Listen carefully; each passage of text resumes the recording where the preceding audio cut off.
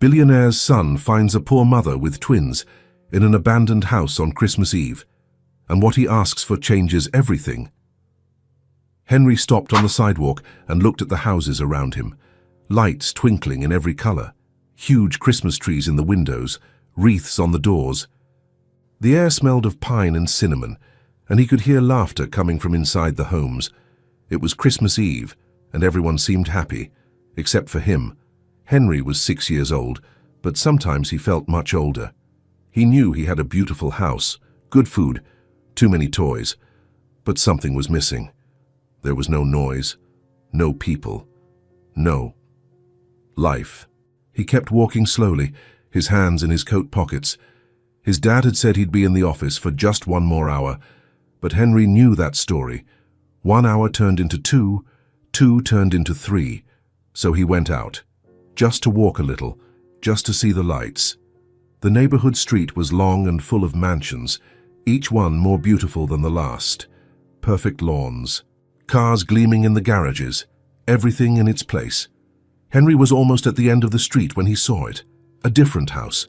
It was slightly hidden, set back from the others. The paint was peeling. The yard was dead. No Christmas lights, no decorations. But there was a weak light inside. Henry frowned. That house had been abandoned for a long time. Everyone knew it. So why was there a light? He looked around. The street was empty. Slowly he crossed the street. The gate was ajar. Henry pushed it open and stepped inside. The tall grass rustled under his sneakers. The walk to the front door felt longer than it was. When he got to the porch, he heard something. Quiet voices. His heart raced. It wasn't fear exactly. It was curiosity mixed with something he couldn't name. Henry pushed the door. It opened with a creak, and then he saw it. In the corner of the empty room, sitting on the old wooden floor, was a woman. She was holding 2 little girls, one on each side. The 3 were wrapped in blankets that looked too thin for the winter night. A weak flashlight illuminated their faces. The woman suddenly raised her head. Her eyes widened when she saw Henry standing in the doorway. "Who are you?" she asked, her voice tense. Henry didn't answer right away. He was looking at the girls. They were small, smaller than him. They had messy blonde hair and wide, scared, light eyes. One of them clung tighter to her mother. The other just looked at him, curious. I live there." Henry pointed vaguely toward the street. "I saw the light." The woman closed her eyes for a second, as if gathering her strength. When she opened them again, she tried to smile, but it didn't work very well. "I'm sorry," she said softly. "It's just for tonight. I didn't have anywhere else to go." Henry looked around. There were a few plastic bags leaning against the wall, older folded clothes, a half-empty water bottle. Nothing else. He felt something tighten in his chest. It was like seeing a hurt dog on the street, but worse. Because these were people, a mother and 2 little girls, on Christmas Eve, in an abandoned house. "Do you live here?" he asked, his voice coming out thinner than normal. The woman didn't answer. She just lowered her eyes, and Henry saw that she was ashamed. One of the girls, the quieter one, pulled her mother's sleeve and whispered something Henry couldn't hear. He took a step back. "I'll be right back." And he ran out. Michael was in his office when he heard the door slam. He sighed and took off his glasses, rubbing his eyes. It was late. He should have stopped working ages ago, but there was always one more email, one more report, one more decision. "Henry?" he called out. Quick footsteps in the hall. The office door burst open. Henry stormed in like a hurricane, his eyes shining in a way Michael hadn't seen in a long time. "Dad!" "What happened?" Michael stood up instantly, alarmed. "Did you go out? I told you not to." "There's a woman," Henry interrupted, out of breath. "And 2 girls. They're in the abandoned house at the end of the street." Michael blinked. "What? They don't have a home, Dad. They're there on the floor with thin blankets and it's cold and—" "Henry, wait, breathe." But Henry wasn't listening. He grabbed his father's hand and pulled hard. "Come see, please. You have to see." Michael hesitated, but something in his son's face made him grab his coat without question. The walk to the abandoned house was short, but it felt long. Henry went ahead, practically running, looking back every few steps to make sure his father was following. "It's there," Henry pointed when they got close. "In that old house." Michael stopped at the doorway, looking at the dilapidated structure. "Henry, are you sure someone is in there?" "Yes, I am." "I saw them."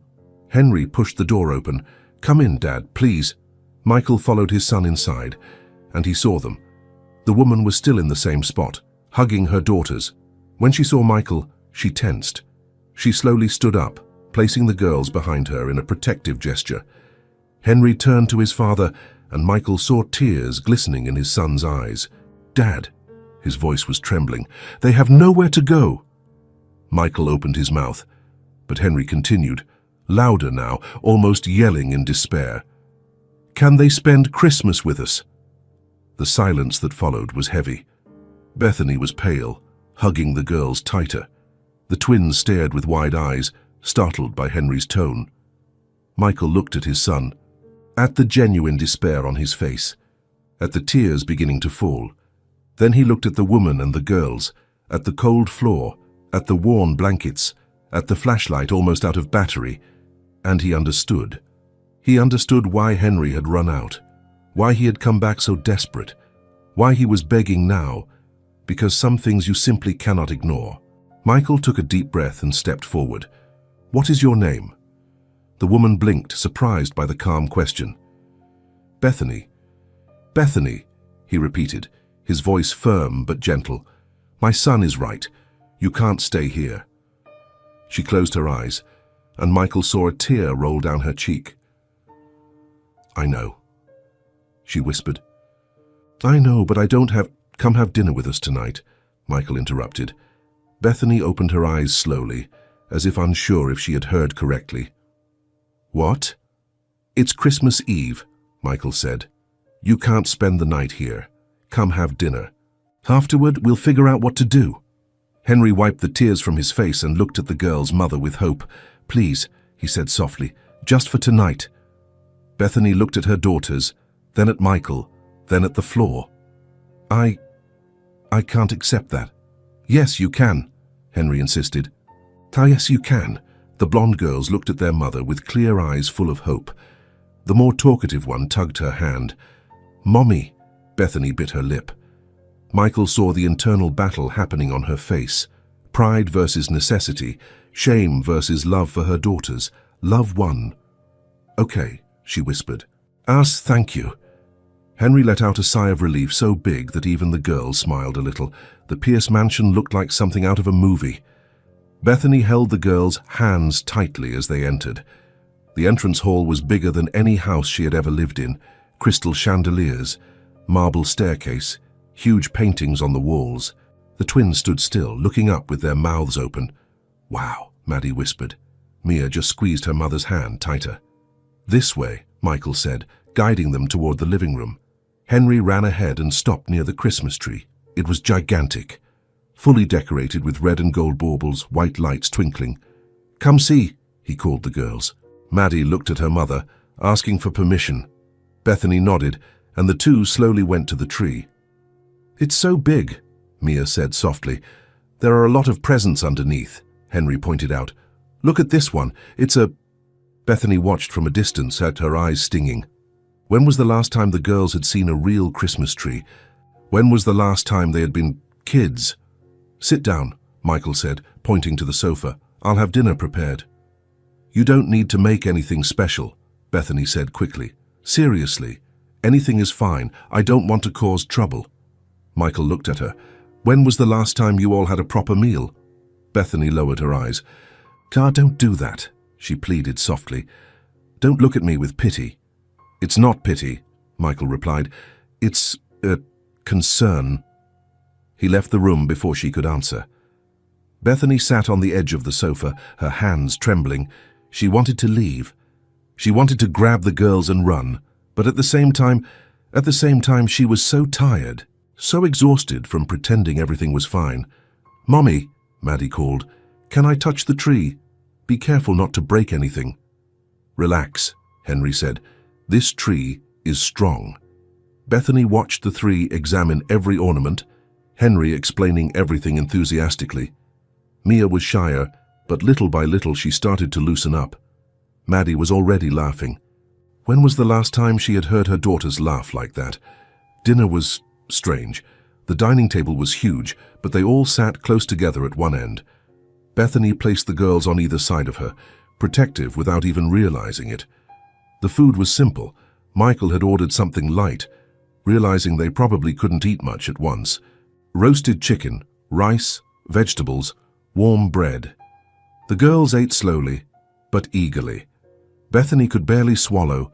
She was too aware of everything, the old clothes she was wearing, the hair she hadn't properly washed in days, the glaring contrast between them. "So," Michael said after a while, "what happened to you all?" Bethany stopped with the fork in the air. "I'm sorry," he said quickly. "You don't have to tell me if you don't want to, but if I'm going to help, I need to understand." She put the fork back on the plate. "I lost my job," she began, her voice low. "It's been about 3 months. I was trying to find another one, but I couldn't. The bills piled up, old debts, the girls' medical bills. I couldn't pay the rent. The landlord gave me some time, but eventually he couldn't wait anymore." She stopped, taking a deep breath. "We were evicted a week ago. I tried shelters, but they were full because of the winter. I slept in the car for a few days, but then it broke down and I didn't have money to fix it.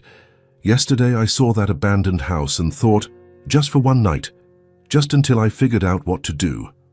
Michael was silent, processing. "What about family, friends?" "I don't have anyone," Bethany said simply. "My parents died a long time ago. I wasn't married, so the girl's father isn't in the picture. And friends, well, when you become poor, you find out who your real friends are. And no one is left." She tried to smile, mate, but it came out crooked. "Sorry for the mess.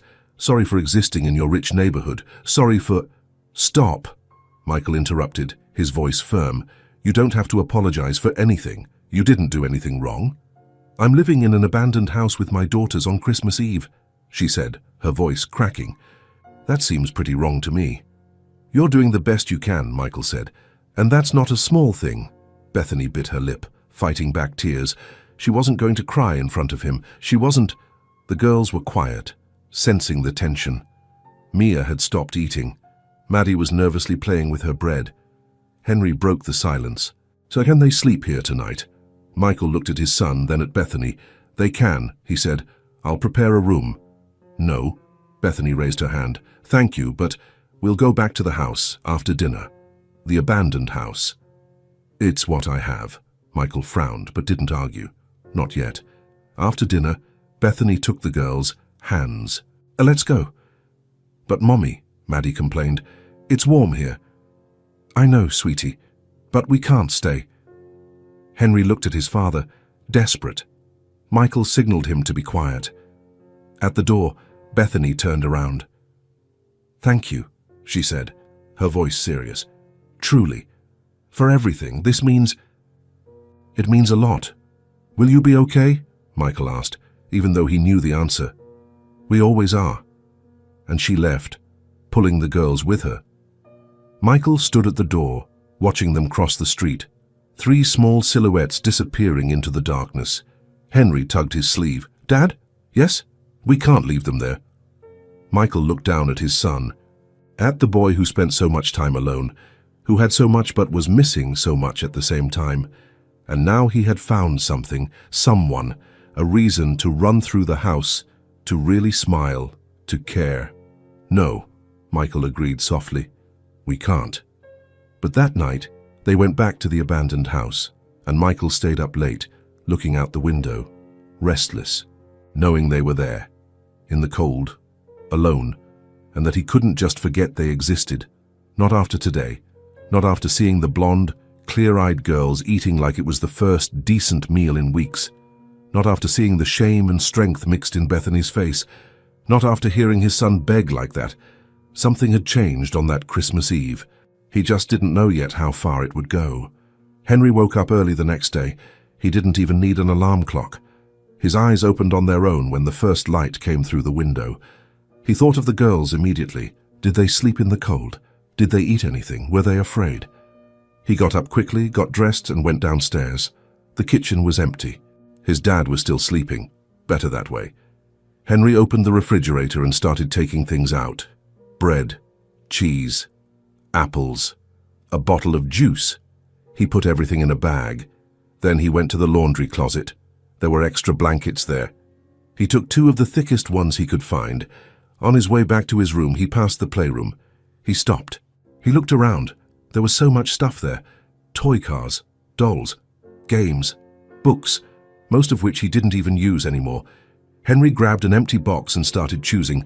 A red toy car that still worked, some new crayons, a pad of paper, a small teddy bear.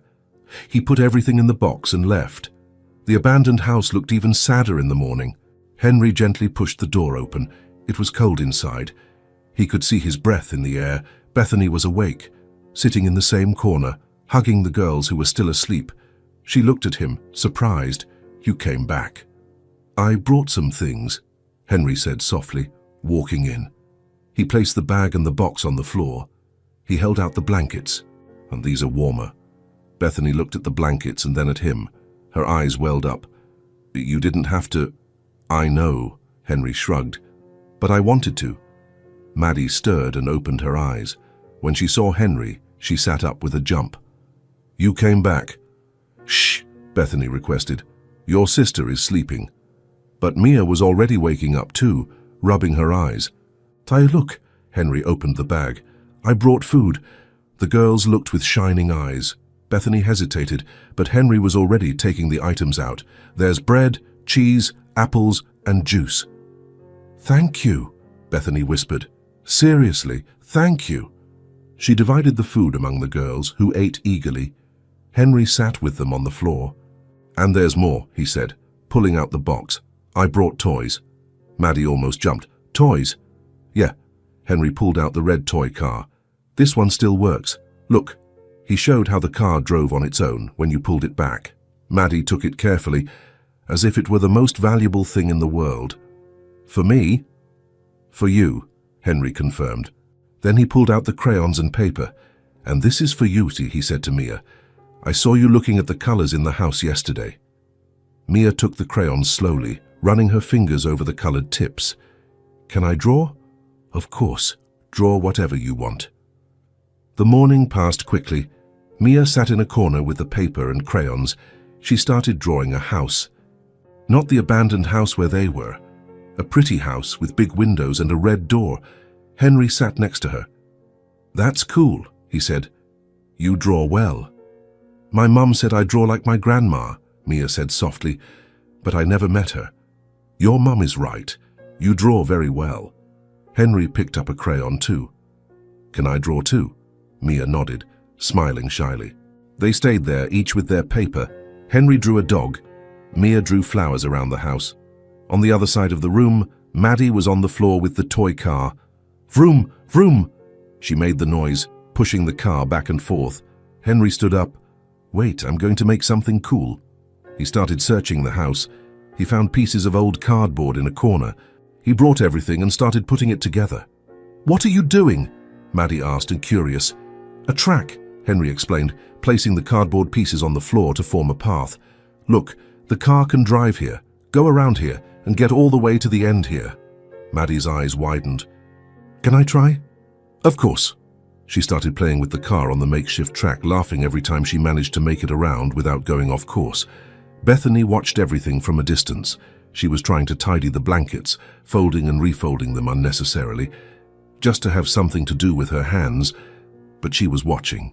She saw the rich boy helping her daughters, playing with them like it was the most natural thing in the world. He was 6 years old, 6, and he was doing more for them than any adult had. She felt something tighten in her chest. It was gratitude mixed with pain, because it wasn't right. It wasn't right that a 6-year-old boy had to carry blankets and food for them, but at the same time she was so grateful she wanted to cry. Henry looked around the house. "It's too cold here," he said. "Let's make a better spot." He took the thick blankets he had brought and chose a more sheltered corner, away from the broken windows. "Here." He spread a blanket on the floor. "That way it's not so hard to sit. And this other one you can use to cover yourselves." He helped arrange the bags of clothes like they were pillows. It wasn't perfect, but it was better. There, Henry said, satisfied. Now you have a warm spot. Mia went over and sat down, testing it out. It's softer, she said. And warmer, Maddie added, sitting next to her sister. Bethany looked at the little nook Henry had organized. It was simple, basic, but it was done with care, with attention. Thank you, Henry, she said, her voice rough. You are very kind. Henry shrugged, a little embarrassed. It's just some blankets. No, Bethany shook her head. It's not just some blankets. Before she could say more, they heard a loud snap. Everyone looked at the floor. A floorboard had come loose near where Maddie was sitting. The edge suddenly lifted up, with a rusty nail showing. Get away from there, Henry shouted. He quickly pulled Maddie and Mia to the side, away from the loose board. Be careful with the nail, he said, looking at the girls. Don't go near it, okay? Maddie was scared, clinging to him. I was going to step on it. But you didn't, Henry said, trying to calm her down. It's okay. I won't let anything hurt you. Bethany had her hand over her mouth, pale. Another danger. Another thing that could have gone wrong. Henry looked at the board, thoughtful. Then he grabbed a large piece of cardboard and covered the hole. There, he said. Now you can see there's something there. Don't step here, okay? The girls nodded, serious. Henry stayed with them a little longer. He played, talked, and laughed. When he finally said he had to go, the girls held his hand. Will you come back? Mia asked softly. I'll come back, Henry promised. I'll be back tomorrow. Promise? I promise. When Henry got home, Michael was in the living room. Where have you been? He asked. Henry hesitated. I went to see the girls. Michael already knew, of course he knew, but hearing his son confirm it was different. And how are they? Cold, Henry said simply. I took blankets, and food, and toys. Michael looked at his son, really looked. Henry was different. His eyes were shining. He was smiling, but it was a smile. More real, fuller. You enjoyed helping them. It wasn't a question. I did, Henry confirmed. They're nice, Dad. Mia draws really well. And Maddie is funny. She keeps making car noises all the time. He was talking fast, excited, in a way Michael hadn't seen in years. I made a cardboard track for her car, and I helped Mia draw. And I arranged a warmer spot for them, and I covered a loose board that had a dangerous nail. Michael felt something tighten in his chest. His son was happy. Truly happy. Not happy about getting a new toy or playing video games. Happy about helping. Happy about mattering to someone. You're doing a good thing, Michael said softly. I know, Henry replied. That's why I'm going back tomorrow. Can I? Michael thought about the abandoned house, the cold, the danger. He thought about the 3 people living there, and he thought about his son, fulfilled, happy, with a purpose. You can, he said, but I'm coming with you. Henry looked at his father, surprised. You are? I am, Michael confirmed. I want to see how they are, and I think it's time to really sort this out. Henry didn't ask what he meant by that, he just smiled, because anything was better than leaving them there. And Michael knew it too. Seeing his son come home like that, happy, fulfilled, different, he knew he couldn't just turn his back. Not now. Not after seeing the impact those blonde, clear-eyed girls were having on his son, and the impact his son was having on them. Something needed to change, and it was going to change. In the following days, Michael started noticing things. Henry woke up early. No complaints. No need to be called 3 times. He just woke up, got ready, and went downstairs, and he was always smiling. Michael saw his son in the kitchen, getting extra food at breakfast, saving bread, hiding fruit in his coat pocket. Are you hungry? Michael asked one morning. No, Henry answered too quickly. It's just for later. Michael didn't insist, but he knew exactly who that food was for. Henry returned every day in the late afternoon, always with shining eyes, always with stories to tell. Dad, you should have seen the drawing Mia made today, he said one afternoon, pulling a crumpled paper from his pocket. Look, she drew us me, her and Maddie playing. Michael took the paper. It was a simple drawing, done with crayons, 3 children holding hands, a yellow sun in the corner. "She's really good," Henry continued, "and she hasn't even taken drawing lessons or anything. It's real talent." "It's beautiful," Michael agreed, handing the paper back. Henry put it away carefully, as if it was something precious. "And Maddie invented a new game with the cars," he said, sitting on the sofa next to his dad. "She makes it like a race and narrates it like it's on TV. It's so funny, Dad. She imitates the noises and everything." Michael smiled. "It sounds like you're all having fun." "We are," Henry said, and there was such genuine joy in his voice that Michael felt something shift inside his chest. When was the last time he had seen his son like this? So excited, so alive. "Tomorrow, I'm going to take more paper for Mia," Henry was planning, "and I think I'll see if there's a game they can play. Nothing too hard because they're small, but something fun." He was thinking about the girls, taking care of them, worried about them. Michael watched his son go upstairs, still talking to himself about what he was going to take the next day, and he understood. He understood that those girls were changing Henry. He was becoming more empathetic, more generous, happier. But he also understood something else. The abandoned house was dangerous. He had seen the loose board Henry mentioned, the cold coming in through the broken windows, the structure that could collapse at any moment. And 3 people were living there, 2 little children, a desperate mother. Michael couldn't pretend he didn't know anymore. He couldn't let this continue. The next morning, Michael waited for Henry to finish breakfast. "Let's go there together today," he said. "I want to see how they are." Henry stopped with his cup in the air, then a huge smile spread across his face. "Seriously?" "Seriously." "They'll be happy to see you again," Henry said, already standing up. "I'll grab some things to take." Michael watched his son run through the house, getting food, an extra blanket, more toys, and he mentally prepared himself for what he was going to find. The abandoned house looked worse in the daylight. Michael saw the cracks in the walls, the roof with holes, the windows without glass, the door that barely closed. Henry went in first, confident. Michael followed him.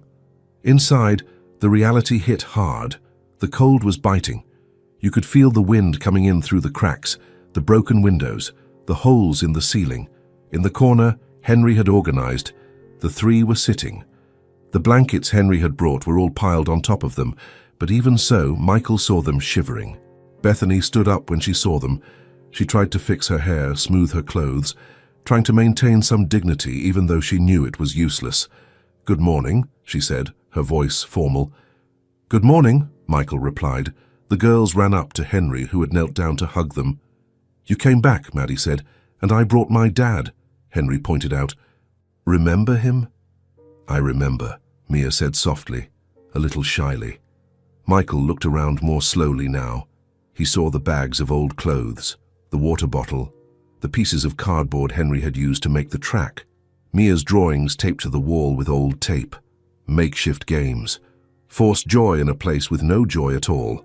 He saw Bethany picking up the blankets and folding them, even though they were clean, just to have something to do, to look like she had control over something. He saw the shame in her eyes, the strength she exerted to keep her head held high, and he saw the girls, blonde, clear-eyed, too thin in old dirty clothes, but smiling, because Henry was there. Michael took a deep breath. "Henry," he called, "take the girls outside for a minute. I want to talk to Bethany." Henry understood. He took the girls by the hand. "Come on, I'll show you something." When they left, Michael turned to Bethany. "You can't stay here." She closed her eyes. "I know," she whispered. "I know, but I didn't finish," Michael interrupted, but gently. "You can't stay here, so you're going to stay with us until I sort this out." Bethany opened her eyes suddenly. "What?" "Pack whatever you have," Michael said firmly. "You're coming to my house today." I can't accept that," she began, but her voice was cracking. "Yes, you can. You don't even know me," she said louder now. "You don't know anything about me. Why would you—" "Because 3 people are living in a house that could collapse at any moment," Michael cut in. "Because it's cold, and those windows offer no protection. Because my 6-year-old son is bringing you food secretly." Because this isn't right. Bethany was trembling now, and it wasn't from the cold. I don't want charity. It's not charity, Michael said. It's basic humanity. It's doing what's right. But I have no way to pay, no way to repay you. I have nothing. Her voice broke at the end, and the tears began to fall. Michael took a step forward. So you have your daughters, he said softly, and they need a safe place. Put your pride aside for a second and think about them. Bethany covered her face with her hands. Her shoulders shook.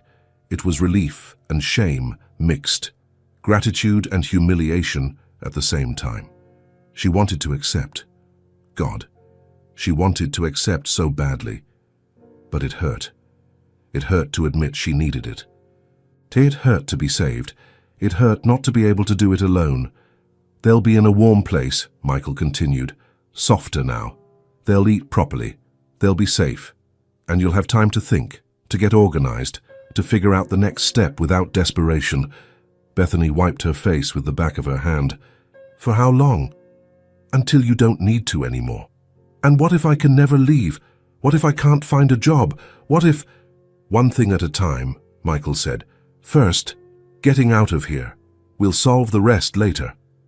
She looked at him, into his eyes, looking for what? Judgment, pity, superiority. But she only saw sincerity. Okay, she finally whispered. As we accept, Michael nodded. I'll call the children in. Gather what you need. He left and came back with Henry and the girls. Girls? Bethany knelt down in front of them, quickly wiping her face. We're going to stay at Henry's house for a while. Really? Maddie jumped. Really? Can I bring my car? She asked, holding the toy against her chest. You can bring everything, Bethany said, trying to smile. There wasn't much to take. Old clothes, a few personal items, Mia's drawings, Maddie's toy car. Michael helped carry the bags. Henry held the girls' hands. When they left the abandoned house, Bethany looked back once. That place had been rock bottom, the place she had reached when she had nothing left. But it was also the place where a 6-year-old boy had appeared, where hope had returned, where everything had started to change. She held her daughters in hands and followed Michael to the mansion. She didn't know what was ahead, but for the first time in a long time she wasn't alone, and that was something. The change happened quickly. On the first day, the mansion was still quiet. The girls walked on tiptoe, afraid of making noise. Bethany whispered when she spoke. Everyone seemed to be walking on eggshells.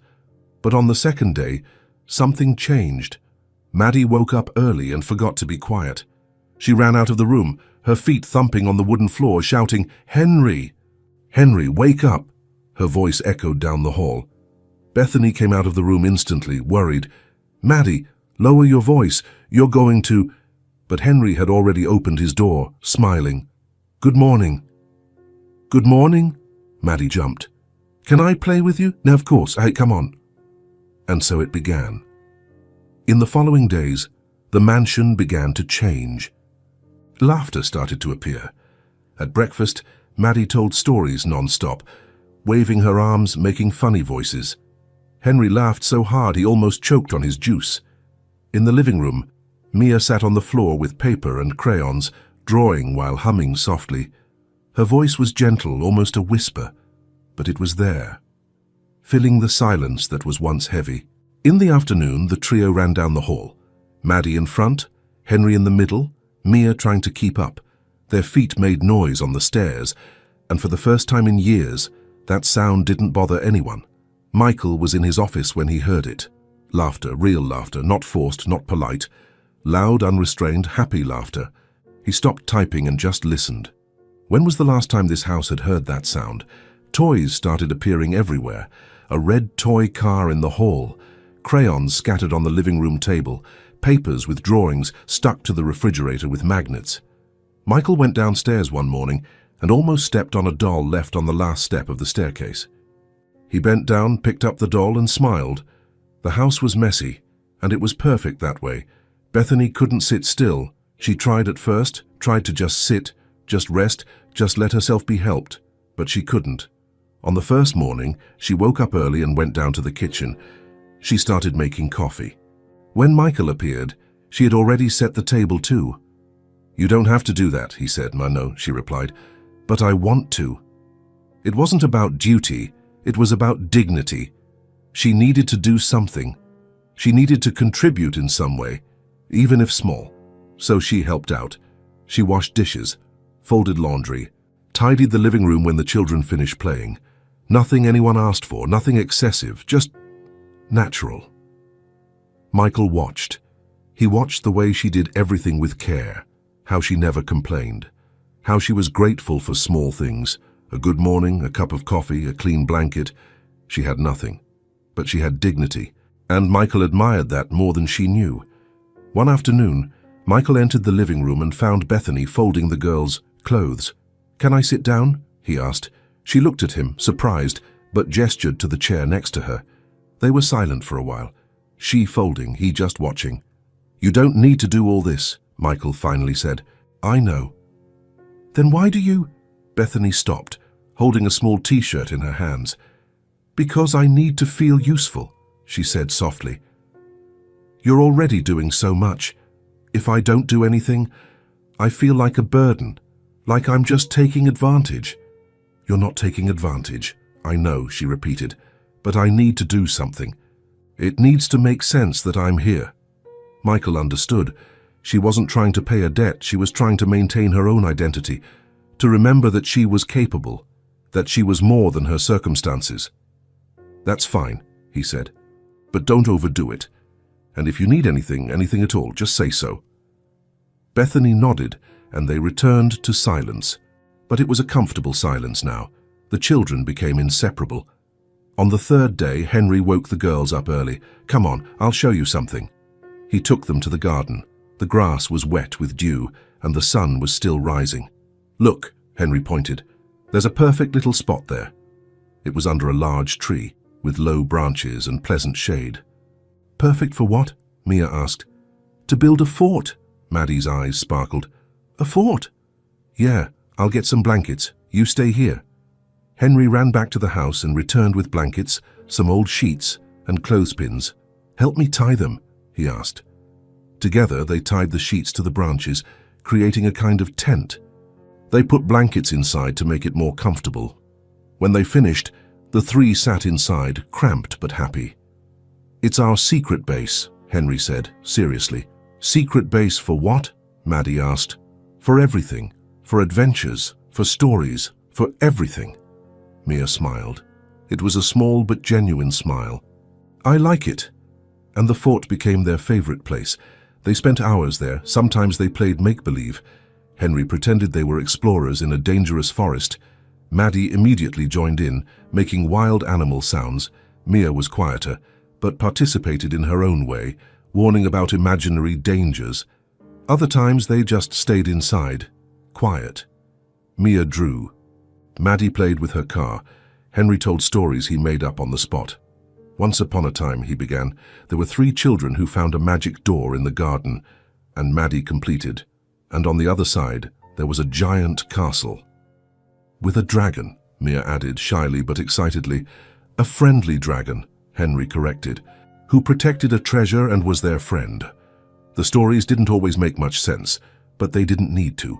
It was just about being together, about creating something, about belonging. Inside the house, simple things became special. One afternoon, it rained heavily. The children couldn't go to the garden, so they stayed in the living room. Henry grabbed all the pillows and cushions he could find. "Let's build a fort," he announced. "Inside the house?" Mia asked, uncertainly. "Why not?" They used the sofa as a base, stacked cushions, and draped blankets over them. In the end, they had a reasonably decent fort occupying half the room. "Members-only entrance," Maddie declared, squeezing inside. Bethany appeared and saw the mess. She was about to complain, but stopped when she saw the children's faces. The pure joy there. "I'm sorry," she began. "They'll clean it up later, I promise." Michael, who was passing by, shook his head. "Leave it," he said. "It's fine as is." Bethany blinked, surprised. "But the room is all full of life," Michael completed. "Finally." And he walked away, leaving Bethany speechless. Henry was changing. Michael could see it. The son who used to spend hours alone in his room was now always running around the house, calling the girls, inventing games. The boy who was quiet and serious now laughed loudly, told silly jokes, and played tag in the hall. One night, Michael went into Henry's room to say goodnight. Henry was in bed, but still awake. "Dad?" "Yes, thank you." Michael frowned. "For what?" "For letting them stay here," Henry said, his voice serious. "I know it's not easy, but I'm happier now. I didn't know I was sad before, but now I know because now I'm not anymore." Michael felt something tighten in his throat. "I should be thanking you," he said softly, "for showing me what was missing here." Henry smiled and closed his eyes, and Michael left the room thinking about how a simple decision had changed so much. The girls were changing too. Mia, who was so shy at first, started talking more. She was still quiet, but now she would share things about her drawings, about what she was thinking, about what she wanted to do. One afternoon, she came downstairs with a paper in her hand. "Michael," she called, using his name for the first time without fear. "Yes? I made this for you." She handed him the paper. It was a drawing of the mansion. There were 4 people in front, a tall man, a woman, a boy, and 2 girls holding hands. Michael looked at the drawing, then at her. "It's beautiful, Mia, thank you." She smiled, a real smile, and ran off. Michael taped the drawing to the refrigerator along with the others. Maddie, on the other hand, was becoming increasingly unrestrained. She ran around the house as if she had wings. She jumped, shouted, laughed loudly. It was like watching someone who had been trapped for a long time finally being free. "Maddie, be careful!" Bethany warned all the time. But Maddie didn't get hurt. She just lived. One morning, Michael was having coffee when Maddie burst into the kitchen like a whirlwind. "Good morning," she shouted. "Good morning," he replied, trying not to laugh. "Today I'm going to teach Henry how to do a somersault," she announced, very seriously, "because he doesn't know when that's important." "Is it?" "It is. Everyone needs to know how to do a somersault. It's like a rule of life." Michael laughed. He couldn't help it. "Then go teach him. Good luck." "Thank you." And she ran off again. Bethany appeared soon after, out of breath. "I'm sorry. She's in a spirited phase." "She's great," Michael said, sincere. "Let her be a kid." Bethany looked at him, surprised. But then she smiled. "Okay, I'll try not to freak out."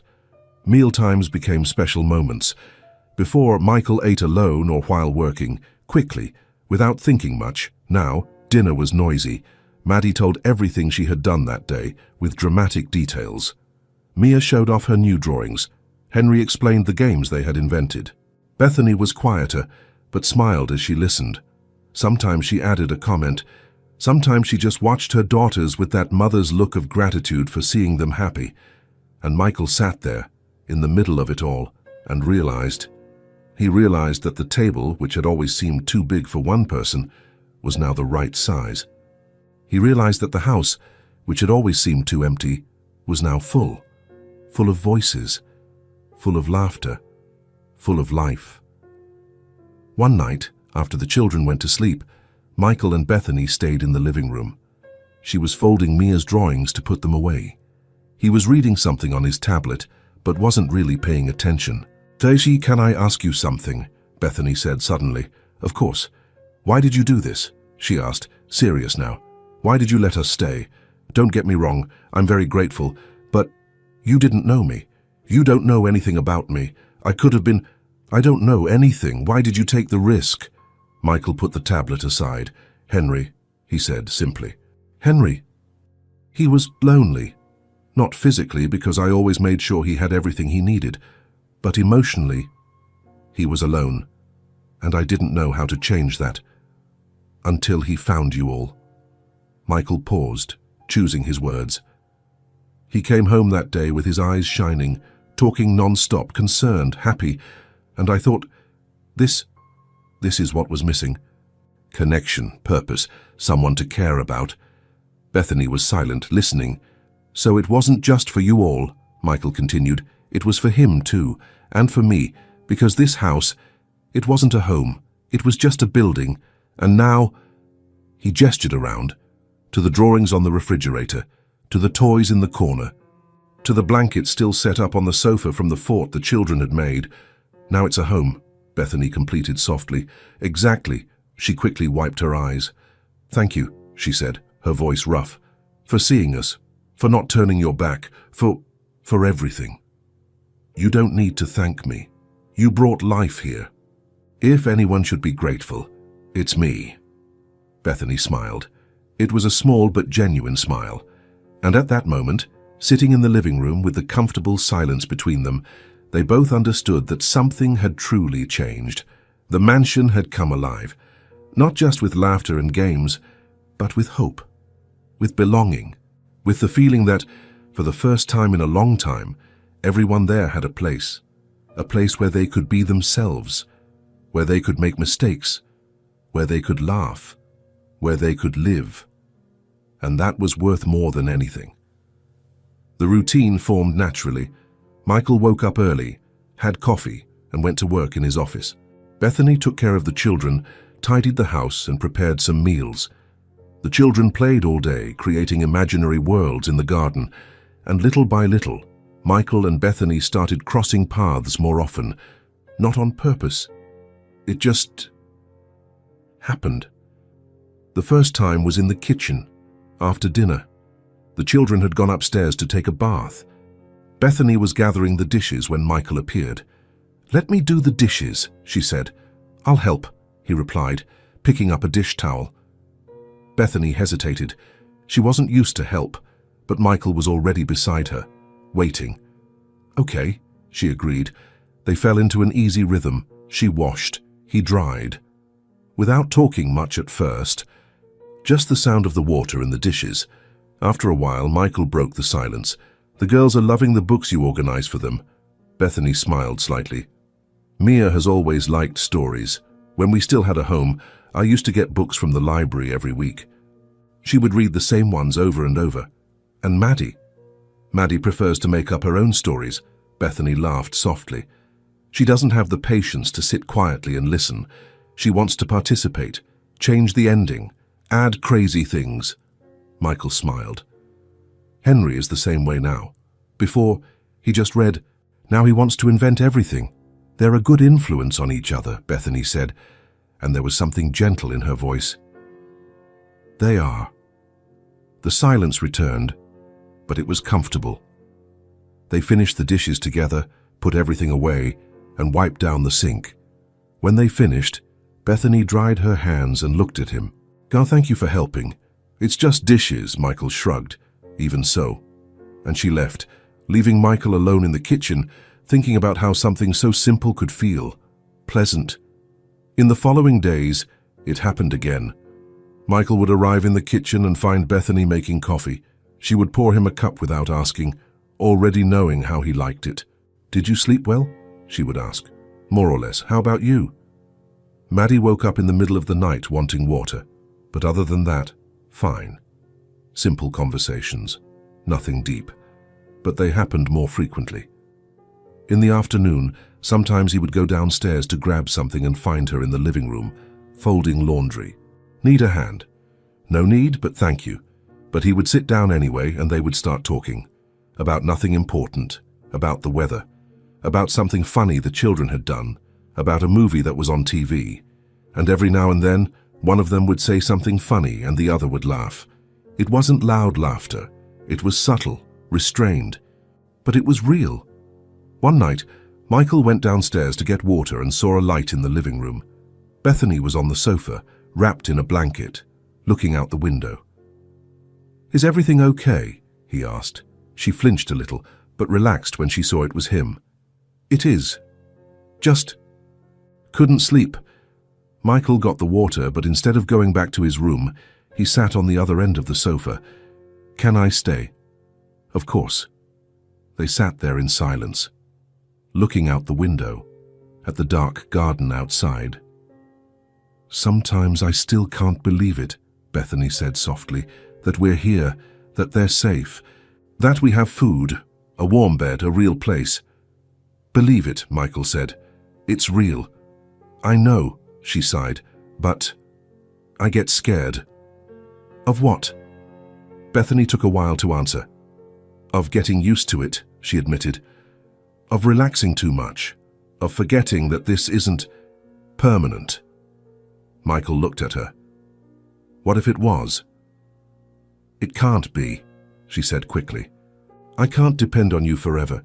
That's not fair to you, to the girls, to myself. No one is talking about forever, Michael said. Just for as long as you need. But when is enough? She turned to him now. When will I know it's time to leave, to try on my own again? Michael didn't have an answer for that. I don't know, he admitted. But I think you'll know when the time comes. Bethany lowered her eyes. I don't want to disappoint my daughters. They're so happy here. What if I take them away and it doesn't work out? What if I fail again? You didn't fail, Michael said firmly. You lost your job. That's not failing. That's bad luck. But I couldn't keep us on our feet. You were alone, he pointed out. No one can do everything alone all the time. Bethany quickly wiped her eyes, but Michael saw. Sorry, she said. I didn't mean to vent like that. It's okay, Michael replied. Sometimes we need to talk. They stayed there a little longer without talking, just existing in the same space. When Bethany finally went upstairs, Michael stayed thinking about her fears, the pressure she put on herself, and thinking that he understood more than she knew. In the following days, they started sitting together more often. After dinner, while the children played in the living room, Michael and Bethany stayed on the sofa, not too close, but side by side. They watched the children build forts, draw, play make-believe. Look at Mia, Bethany whispered once, pointing. She's teaching Henry how to draw flowers. Michael looked. Henry was concentrated, his tongue sticking out, trying to copy the way Mia made the petals. He never liked drawing before, Michael said. First, he thought it was hard. Mia has the patience to teach. She really does. On the other side of the room, Maddie was building a tower with blocks, narrating a crazy story about a magic castle and a dragon that spit rainbows. Michael and Bethany exchanged a look and smiled. She never stops, Bethany said, but there was affection in her voice. It's good, Michael replied. Energy is good. Even when she knocks over half the things in the house, even then, Bethany laughed softly, and Michael realized he liked that sound. But not everything was light. As the days passed, something started to change. Bethany became quieter sometimes, more distant, as if she was thinking too much. Michael noticed. He saw her looking at the girls with that expression he couldn't decipher. Worry, fear, guilt, and there was something else. Henry was different too, more clingy, more anxious, checking all the time if the girls were still there, asking what they were going to do tomorrow. And the day after tomorrow, one night, Michael went into his room to say goodnight. Henry. Are they going to leave? Henry asked directly, without preamble. Michael stopped. What makes you think that? Bethany is acting weird, Henry said. She keeps looking at us with that face, like when you're saying goodbye. Michael sat on the bed. She hasn't said anything about leaving. But she's thinking about it, Henry insisted. I know she is. Michael didn't know what to say because Henry was right. He felt it too. If they leave, Henry continued, his voice failing, everything will go back to how it was. Quiet, empty, lonely. Henry, I don't want them to go, Dad. His eyes were full of tears now. I like them. They're like family. Michael hugged his son, feeling his heart ache. I know. Then make them stay. It doesn't work that way, Michael said softly. Bethany has to decide, and we have to respect that. But it's not fair. I know, Henry cried on his father's shoulder, and Michael stayed there, holding him, wishing he could promise that everything would be okay.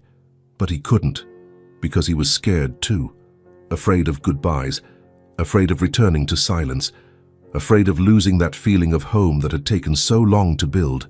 The atmosphere of the house changed, not drastically, but it became heavier, quieter. The children still played, but Henry stayed closer to them, as if he was afraid they would vanish if he wasn't paying attention. Bethany helped with chores, but kept to herself more reserved. And Michael watched everything, not knowing what to do. One afternoon, he found Bethany in the garden. She was sitting on the bench, watching the children play in the fort, but her gaze was distant. Michael sat beside her. "You're thinking about leaving," he said. It wasn't a question. Bethany sighed. "I can't stay forever." "No one is asking you to stay forever, but you don't have to leave yet either." "But when?" She turned to him. "How long is acceptable? A month? 2? 6? At what point do I become a burden?" "You were never a burden." "But I feel like one," she confessed. "I feel like I'm depending too much. Like I've lost the ability to take care of my daughters on my own." "You haven't lost anything," Michael said. "You're just going through a tough time, and accepting help doesn't make you weak." "But I need to know I can do it," she insisted. "I need to know that if everything falls apart again, I'll be able to keep us on our feet." Michael understood. It wasn't about not liking to be there. It was about proving to herself that she could. "I understand," he said, "but you don't have to do that now. Not when everything is fine, not when they're happy." "It's exactly because they're happy that I'm scared," Bethany admitted. "What if they get too used to it? What if it's worse afterward?" Michael didn't have an answer for that. "What about you?" she asked, catching him by surprise. "Aren't you worried?" "About what?" "About the goodbye," she said softly. "I see it. I see you looking at them. I see the way you smile when they show up in the living room. I see Henry, his happiness. And I know that when we leave, it will hurt, for everyone." Michael was silent for a while. "Yes," he finally admitted. "I'm afraid of that." "So what do we do?" "I don't know," he confessed, "but I think we live one day at a time, and when the right time comes, we face it, together." Bethany looked at him, into his eyes, and saw sincerity there. "Together," she repeated softly. Michael nodded. They sat there side by side, watching the children play, Mia drawing something on the ground with chalk, Maddie and Henry running after a ball, and even with all the fears, all the uncertainties, all the what-ifs, in that moment there was something like peace. It wasn't a solution, it wasn't an answer, but it was a connection, an understanding. Two people who had gone through difficult things, who had fears, who were trying to do the best they could, and who, somehow, had found someone in each other who understood. No romance, no drama, just humanity, respect, partnership. That night, dinner was quiet. The children noticed. They were more subdued, more observant. Afterward, when they went upstairs, Henry hugged the girls tighter than normal. "See you tomorrow," he said. "See you tomorrow," Mia replied, confused by the intensity. Michael and Bethany stayed in the living room after everyone was asleep. They didn't talk much, they just stayed there, each lost in their own thoughts. The atmosphere was sensitive, silent, full of unsaid things, but there was also something more, a mutual understanding, a respect, an awareness that no matter what came, they had shared something important, a time, a space, a connection, and that, even if temporary, meant something. It meant a lot. It had been 3 weeks. 3 weeks since Bethany and the girls had moved into the mansion. 3 weeks of laughter, games, noisy dinners, and a routine that felt right. But the tension was growing. Michael saw Bethany becoming more restless. She cleaned too much, organized too much, woke up before everyone else to make coffee, stayed up late tidying things that were already tidy, as if she was trying to pay a debt that only she could see. And he knew they needed to talk, really talk. It was Sunday night. The children had gone upstairs early, tired from a full day in the garden. It had been a good day, full of sun and laughter. But now, the house was quiet. Michael found Bethany in the kitchen, putting away the last dishes. She moved with precision, every movement automatic. "Can I talk to you?" he asked. She looked at him. Something in his tone made her alert. "Of course." She dried her hands slowly, folded the towel carefully, postponing for a few seconds. Then she followed him to the living room.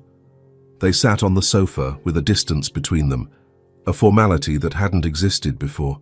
Michael took a deep breath. He had rehearsed this all day. But now the words felt wrong. "I need to ask you a question," he began, "and I need you to be honest with me." Bethany nodded, her hands clasped in her lap. "Where did you work before?" Michael asked directly.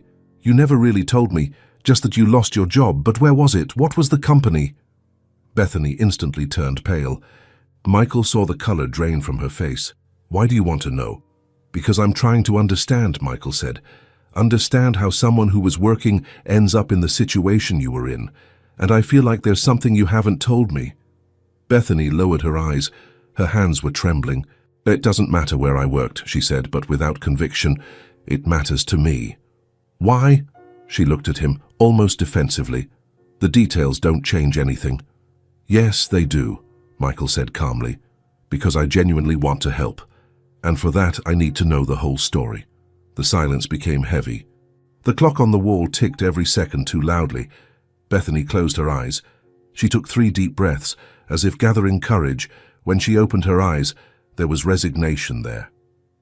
"I was a cleaner," she said, her voice low but firm, "in a commercial building. I worked at night from 10 to 6 in the morning, cleaning offices, bathrooms, hallways, everything." She paused. "It wasn't glamorous, it didn't pay much, but it was honest, dignified, and I could pay the bills. I could support my daughters.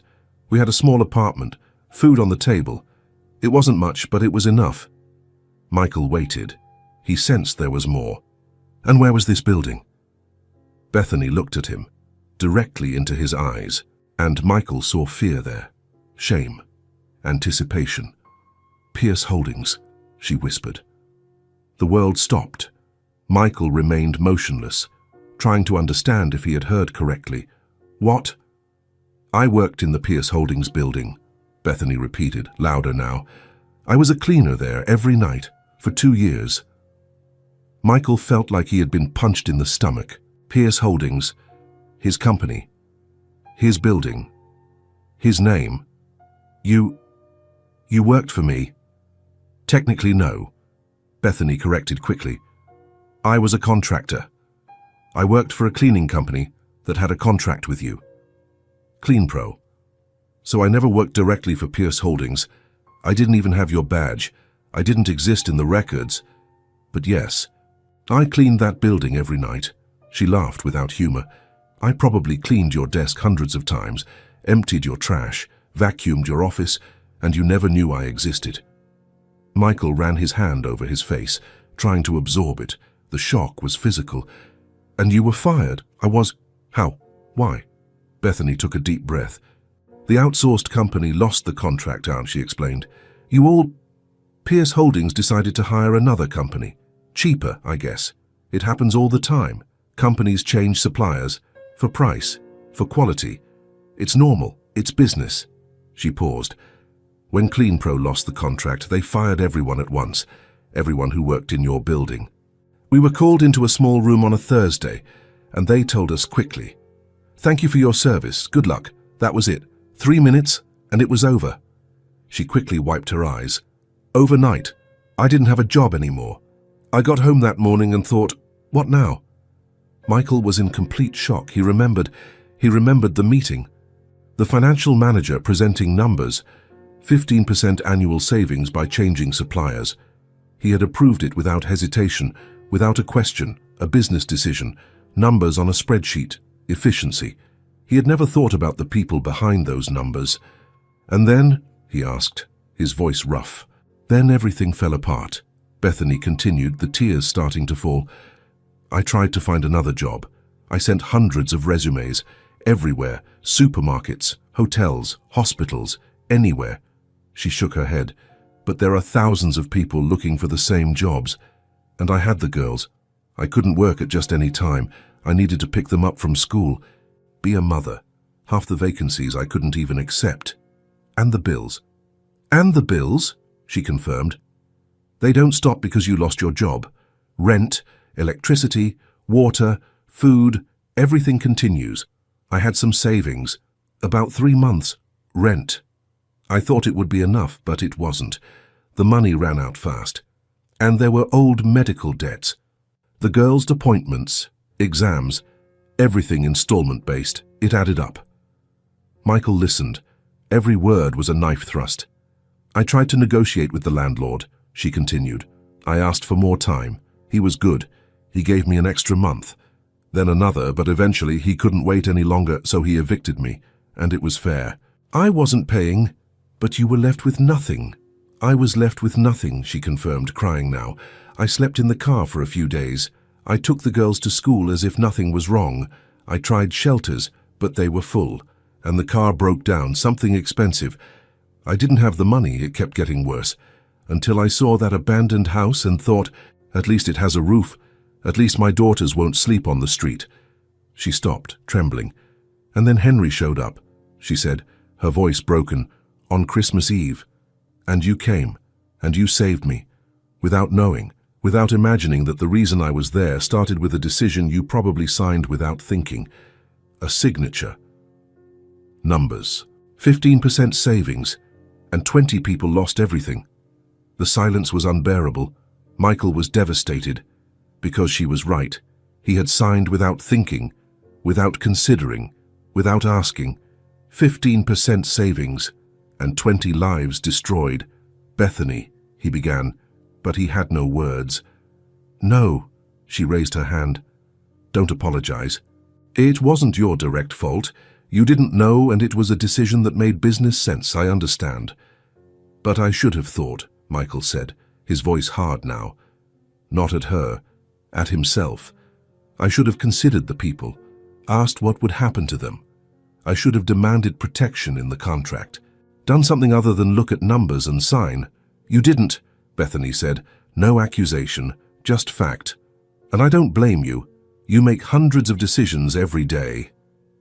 But it should matter, Michael stood up, agitated, because when it stops mattering is when people become numbers. This happens, you happen.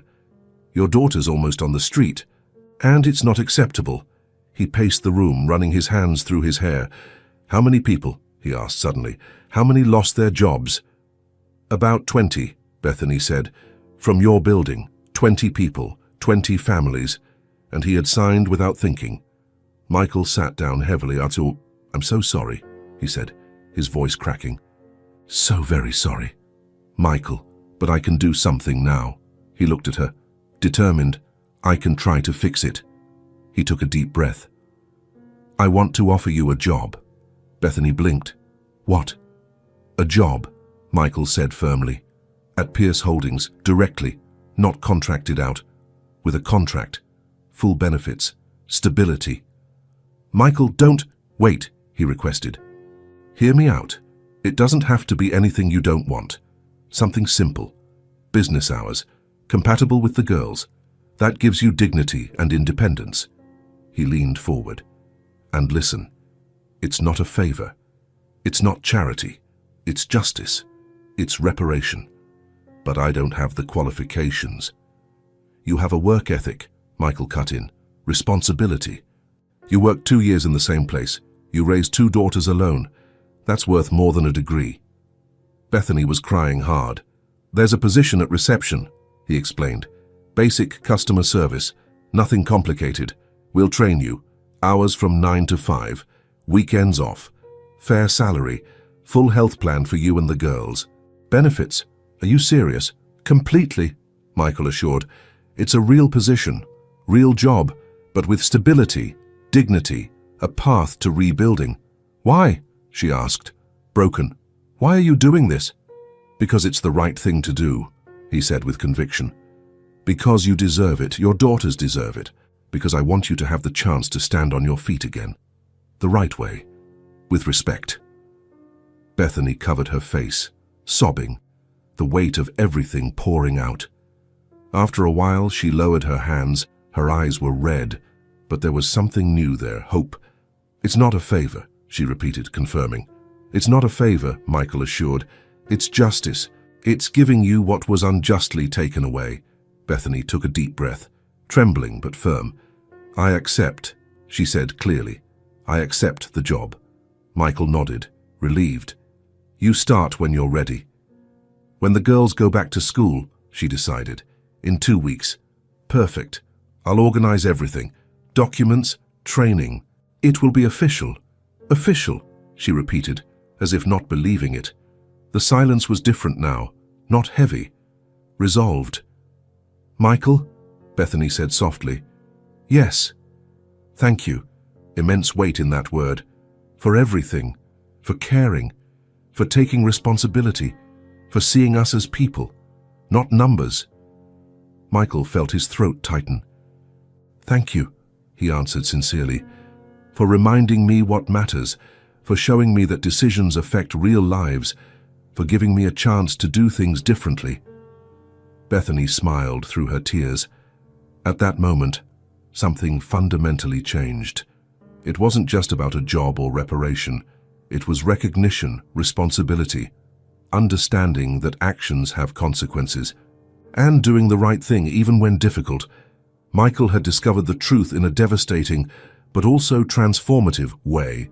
He couldn't change the past. He couldn't undo the firing. He couldn't erase the suffering. But he could do things differently from now on. He could give Bethany the chance she deserved, stability, dignity, a way back. And that, even if it didn't compensate for everything, was a start, an honest start, fair, human. That night, Michael stayed awake, thinking, processing. Bethany had cleaned his office, hundreds of times, invisible, forgotten, just a number. And he had signed the paper that fired her without knowing she existed. It was a thought that cut deep, but it also motivated him, because now he knew, he saw clearly, he truly understood. And he would never forget again. He would never sign anything again without thinking about the people. He would never treat decisions as abstract again, because they weren't. They were real, tangible, human, and they had consequences.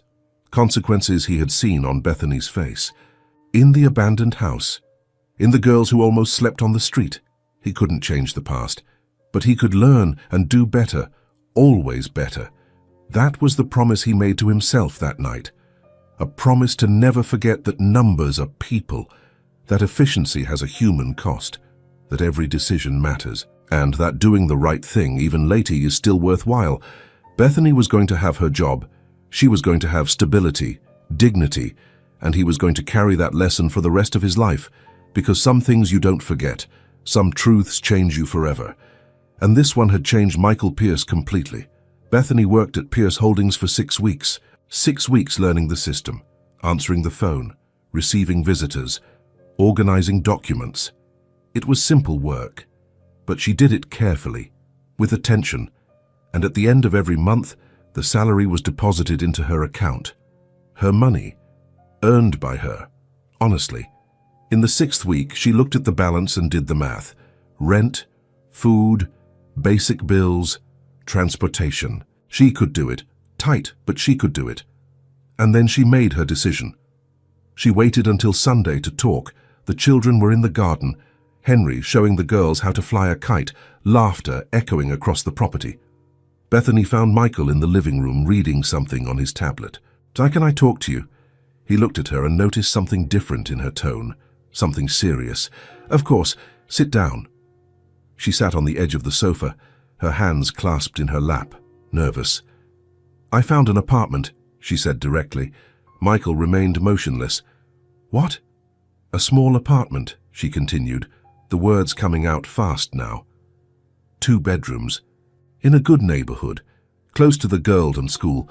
The rent fits my salary. It's not much, but it's ours." Michael put the tablet aside. "Are you serious?" "I am." She looked at him. "I managed to save up for the first month and the security deposit. And with the salary every month, I can maintain it. It will be tight. We'll have to save. But we'll manage. Bethany, you don't have to leave. You can stay here as long as you need." "I know," she said softly, "and I'm grateful. More than you know. You saved us, gave me a job, gave me my dignity back. But now I need to do this." "Why?" Michael asked. "If everything is fine here, if you're safe, why leave?" Bethany took a deep breath. "Because I want my daughters to see that we can stand on our own 2 feet, she said, and there was determination in her voice. I want them to see that we got up, that we succeeded, that their mother is capable of supporting them, of giving them a home. Alone." She paused. "Staying here is comfortable. It's safe. But it's too easy. And I need to know I can do it. I need to prove it to myself and to my daughters." Michael was silent, processing. "When?" "Next weekend. Saturday." "So fast. So soon. Do the children know?" "Not yet," Bethany admitted. "I wanted to talk to you first." Michael looked out the window. He saw Henry and the girls running after the kite, laughing, happy. And he knew he couldn't ask her to stay. Not when she was right. Not when it was about dignity, about independence, about teaching her daughters to be strong. "Okay," he finally said. "If that's what you need to do, then okay." Bethany let out the breath she was holding. "Thank you for understanding." "But you're coming back to visit," Michael said. It wasn't a question. It was almost a plea. He'll need it. "We'll come back," Bethany promised. "Always." Telling the children was harder. Bethany called the three of them that night, after dinner. "I have some news," she began, sitting on the sofa with the girls on either side. Henry sat in front, serious, as if he already knew he wouldn't like it. "We're going to move," Bethany said softly, "to an apartment of our own." Silence. "When?" Mia asked softly. "Next Saturday." "But why?" Maddie asked, confused. "We like it here." "I know, sweetie, but Mommy has a good job now, and we can have our own home again, our own real home." "But this is our home," Maddie insisted. Bethany hugged her tighter. "But this was a temporary home, a safe place when we needed it. But now we're ready to have our own space." Henry hadn't said anything. He just kept looking at the floor. "Henry?" Bethany called softly. He lifted his eyes. They were full of tears. "You won't come back," he said, his voice trembling. "We will," Bethany assured. "We'll visit. Always." "No, you won't."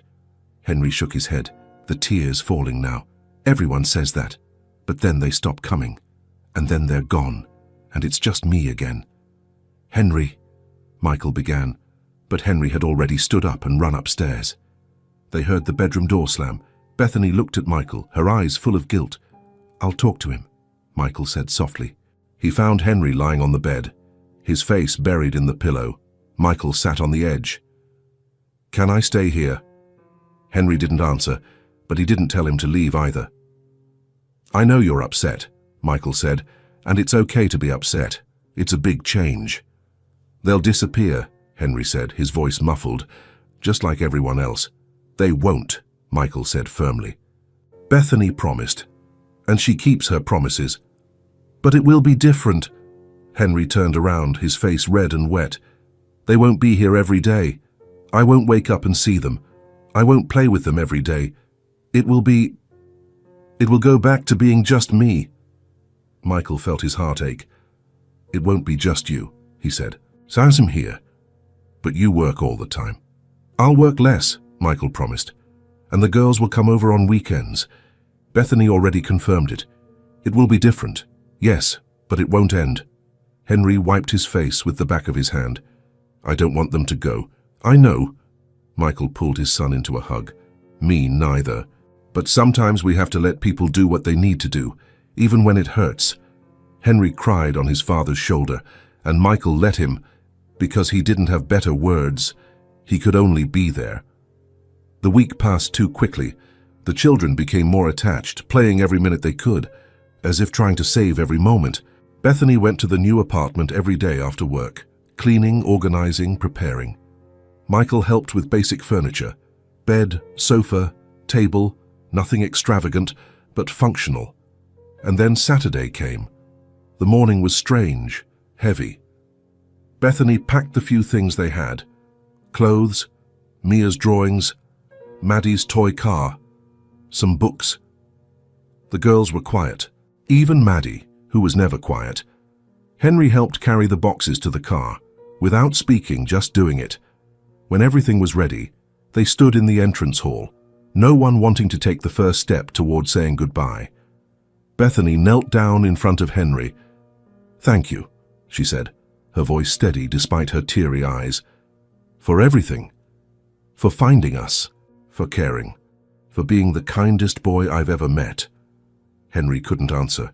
He just nodded. "We'll be back next Saturday," Bethany continued. "I promise. Do you really promise?" "I really promise." Then the girls approached. Mia hugged Henry first, a tight, desperate hug, as if she didn't want to let go. "Will you remember us?" she whispered. "Always," Henry replied, his voice broken. Maddie jumped on him next, hugging him with all her might. "You're my best friend," she said against his shoulder. "My best friend in the whole world." "You too," Henry managed to say. They stayed like that for a while, 3 children embracing, none wanting to let go, until Bethany gently touched her daughters on her shoulders. "Pint, we need to go, girls." They let go slowly, reluctantly. Bethany turned to Michael.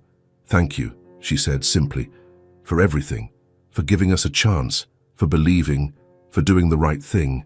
You brought life here," Michael replied. "We're the ones who are grateful." She smiled a small smile. Then she took the girls' hands. "Let's go." They walked out the door.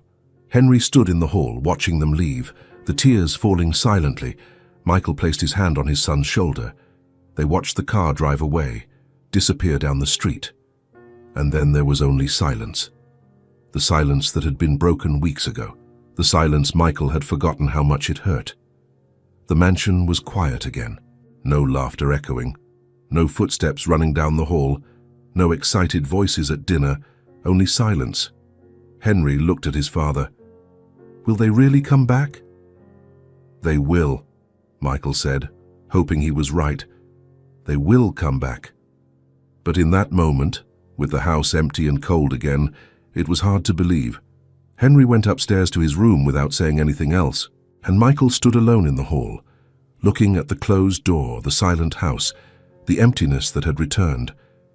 They had left, started over, the right way, with dignity, and he was happy for them, proud even. But he also felt the loss, the absence, the hole that had been filled and was now empty again. The house had come alive, and now it had lost it again, at least temporarily. At least he hoped it was temporary, because the alternative, returning to how it was before, to permanent silence, to loneliness, was too unbearable to consider. Michael slowly climbed the stairs. He passed the room the girls had used. The door was open, the bed made, everything clean but empty, terribly empty. He closed the door and continued, thinking about how something that lasted only a few weeks had changed everything, and how some goodbyes, even necessary ones, still hurt too much. The first week without them was difficult. The house was too silent. Henry stayed in his room longer than usual. He came down for dinner, ate little, and went back up. Michael tried to work, but caught himself looking at the phone. On Thursday night, he couldn't take it anymore. He called. "Hello?" Bethany answered on the third ring. "Hi, it's Michael." "Hi, is everything okay? Did something happen?" No, he said quickly. "Everything is fine. Henry misses the girls a lot. Can you come this weekend?" Silence on the other end. Then Bethany laughed softly. "We were going to call tomorrow to ask the same thing. The girls are asking about Henry all the time. Mia made drawings for him. Maddie wants to show him the new playground." Michael felt something release in his chest. "Saturday then?" "Saturday," Bethany confirmed. "Hides will arrive in the morning." On Saturday, Henry woke up early. He tidied his room, organized his toys, went downstairs, stood by the window waiting. When the car pulled up out front, he was already opening the door. The girls jumped out. "Henry!" They met in the middle of the garden, tight hugs, loud laughter, everyone talking at once. Bethany got out of the car slowly, smiling. Michael was at the door watching. "Good to see you," he said. "Good to be here," she replied sincerely. And that's how it began. The routine formed naturally. Every Saturday they came. Sometimes they stayed all day. Sometimes they slept over and returned Sunday afternoon. It depended on the week, tiredness, plans. But it always happened. They played in the garden when it was sunny. They rebuilt the fort under the tree. They drew on the sidewalk with chalk. They played ball. When it rained, they stayed inside.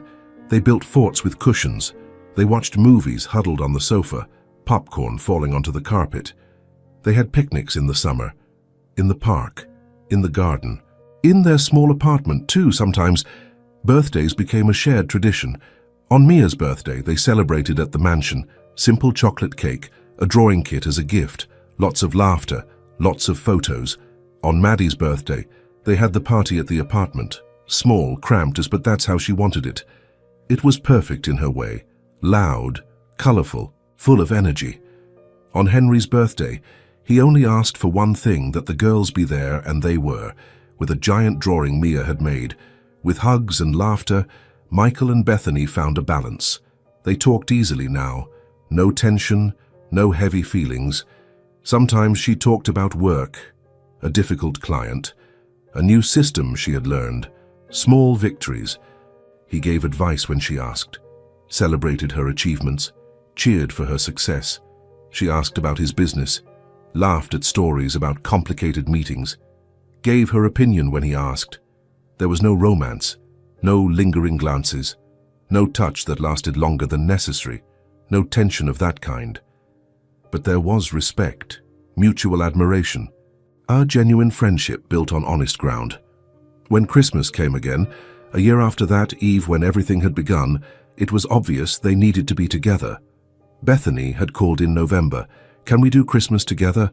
The girls asked. "Your place has more space." "Of course you're coming," Michael had said immediately. "It's not even a question." So there they were, Christmas Eve again. But so different from the first one. The tree was decorated, huge and bright as always, but this time it had Mia's drawings hanging among the expensive ornaments. It had Play-Doh ornaments Maddie had made. It had photos of the three children together. The table was full, not with expensive and formal food, but with simple dishes that everyone liked. Chicken, rice, salad, homemade bread that Bethany had made. Dinner was noisy, Maddie telling stories non-stop, dramatizing everything, Mia showing off her new drawing book, Henry explaining the new game he had gotten. Michael and Bethany just watched, smiling, occasionally exchanging glances when the children said something funny. After dinner, the children asked to go to the garden. Even though it was cold, they wanted to see the Christmas lights. "But put your coats on," Bethany warned. They put them on and ran out. Michael and Bethany stayed in the living room, sitting on the sofa, each on one end, each with hot coffee. Through the large window, they saw the three children, running, chasing each other, Mia trying to catch snowflakes that were starting to fall, Maddie jumping, Henry spinning with open arms, laughing. "Merry Christmas," Bethany said softly. "Merry Christmas," Michael replied. "Thank you," she added, "for letting us keep coming, for not letting this die." "You don't need to thank me," Michael said honestly. "This is good for everyone, for Henry, for the girls, for us too." "It is," she agreed, smiling. "It's really good." They were silent comfortably, just watching, just existing in that moment. They weren't a traditional family. They weren't a couple. They didn't live together. They had no plans to change that, but they were something. Something that didn't have an exact name in society's boxes.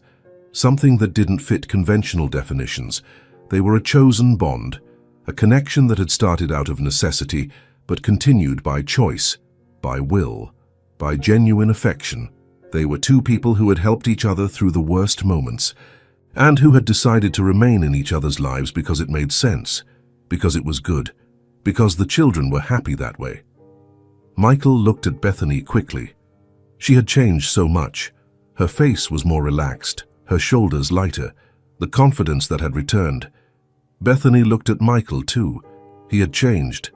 He smiled more easily, laughed louder, worked less, was more present with Henry.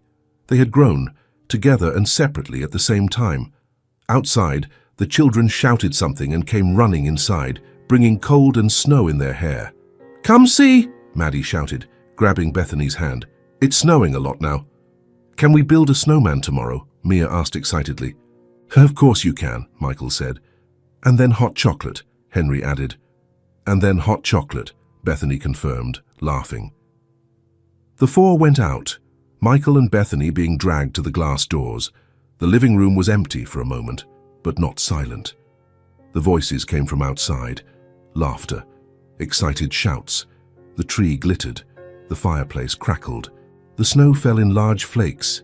It was Christmas, and for the first time in a long time, for all of them, it felt complete, not perfect, not like in fairy tales, not traditional, not like in the movies, but real, honest, built on conscious choices and genuine affection, and very, very beautiful.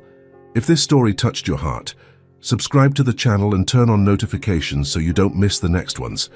Leave a like because it helps this story get recommended to more people. See you in the next story.